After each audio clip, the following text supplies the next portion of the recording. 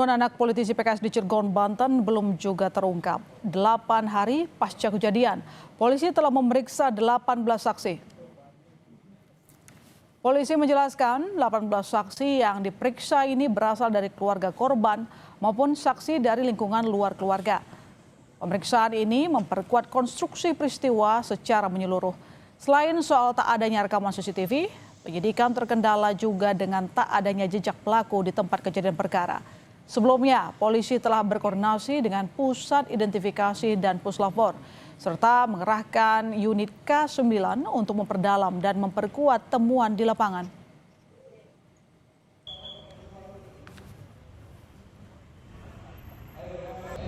Politikus PKS seperti apa sih, Bang?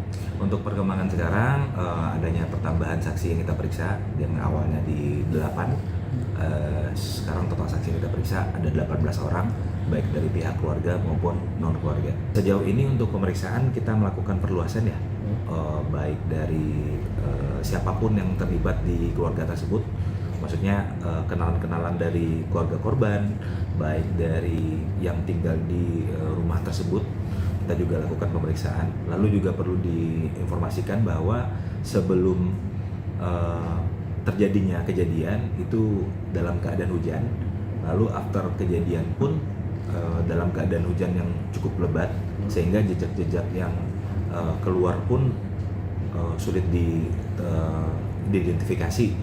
Pada malam TKP kita sempat datangkan unit K9.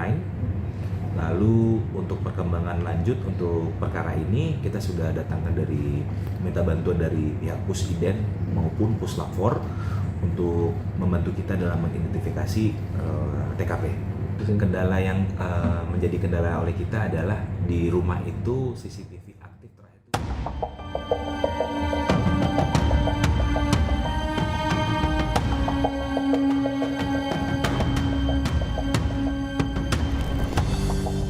Kasus tewasnya anak politisi Partai Keadilan Sejahtera PKS, Maman Suherman, di rumahnya lebih dari sepekan lalu masih misteri.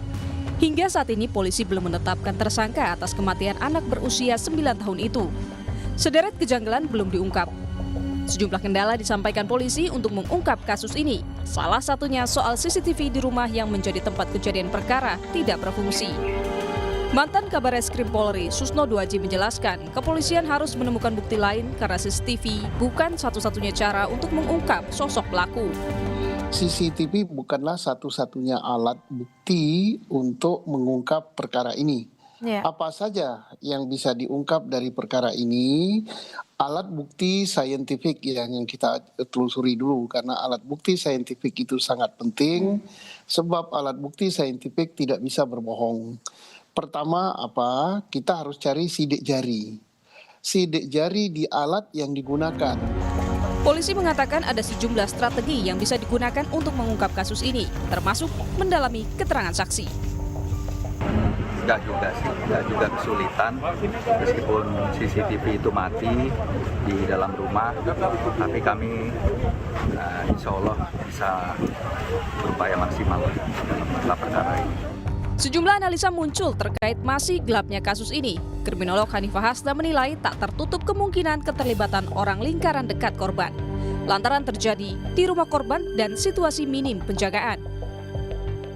Jadi TKP yang berubah rumah mewah dengan penjagaan minim dan akses yang terbatas itu justru memberikan petunjuk penting secara kriminologis. Karena dalam crime science analysis, kondisi seperti ini menyempitkan lingkar pelaku. Jadi bukan justru memperluasnya. Karena rumah hanya bisa diakses oleh orang-orang tertentu dan tidak ada tanda perusakan, sehingga pelaku sangat mungkin berasal dari orang-orang dari lingkaran yang paling dekat dengan korban. Sudah lebih dari sepekan berlalu sejak korban ditemukan tewas dengan luka senjata tajam, namun tersangka pembunuhan kasus ini belum juga ditetapkan polisi. Tim Liputan, Kompas TV.